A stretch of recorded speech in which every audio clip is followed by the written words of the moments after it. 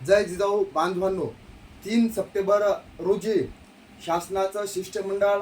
राधाकृष्ण विखे पाटील व शिवेंद्रराजे भोसले हे आझाद मैदानावर येऊन मराठा आरक्षण योद्धा मनोज जरांगे पाटील यांच्या अमरण उपोषणास भेट दिली आणि मनोजदादा जरांगे पाटील यांच्या ज्या मागण्या आहेत, हैदराबाद गॅजेट लागू करणे, सातारा गॅजेट लागू करणे, त्या संदर्भात शासनाने सकारात्मक निर्णय घेतला आणि हैदराबाद गॅजेट लागू करण्यासंदर्भातचा GR काढला आणि सातारा गॅजेटमध्ये काही चुका असल्याने त्या चुका दुरुस्त करून 1 महिन्याच्या आत परत दुसरा GR काढणार असे शासनाने सांगितलेलं आहे आणि ज्या काही इतर मागण्या होत्या त्या देखील मान्य केलेल्या आहेत. तर हैदराबाद गॅजेटमध्ये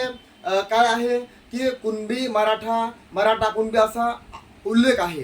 स्वतंत्र मराठा असा उल्लेख नाहीच. म्हणजे याचा अर्थ मराठा हाच कुणबी मराठा आहे आणि या आधारावर मराठवाड्यातल्या सर्व समाज बांधवांना OBC मध्ये आरक्षण मिळणार आहे. पण आपण आता जर बघितलं विविध YouTube चॅनलच्या माध्यमातून किंवा जे काही तज्ज्ञ लोक आहेत त्यांच्या माध्यमातून असं सांगण्यात येत आहे की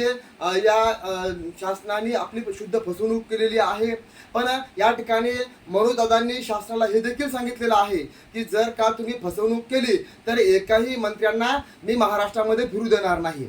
आणि जर समजा आपल्या सर्वांनाच हे देखील माहीत आहे की जर हे शासन आहे, फडणवीस सरकार आहे, यांनी जरी एखादं कोणी कोर्टामध्ये गेलं आणि फडणवीस सरकार चांगल्या पद्धतीनं वकिलाची टीम लावू शकतात आणि त्या माध्यमातून आपल्या बाजूने सकारात्मक निर्णय घेऊ शकतात. आणि जर समजा आपली जर फसवणूक झाली तर परत आझाद मैदान आहे, परत गरजवंत मराठी समाज बांधव आहेत आणि आंदोलन देखील आहे. त्यामुळे कृपया कोणी या ठिकाणी असं आपल्या समाज बांधवामध्ये संभ्रम निर्माण करण्याचं काम करू नये आणि ज्यांना वाटते काहीच साध्य झालं नाही तर त्यांनी त्यांच्या समर्थकासह आझाद मैदानावर जाऊन उपोषण करून त्यांना ज्या पद्धतीनं शासनाकडून मागण्या मान्य करून घ्यायच्या आहेत त्यांनी घ्याव्या.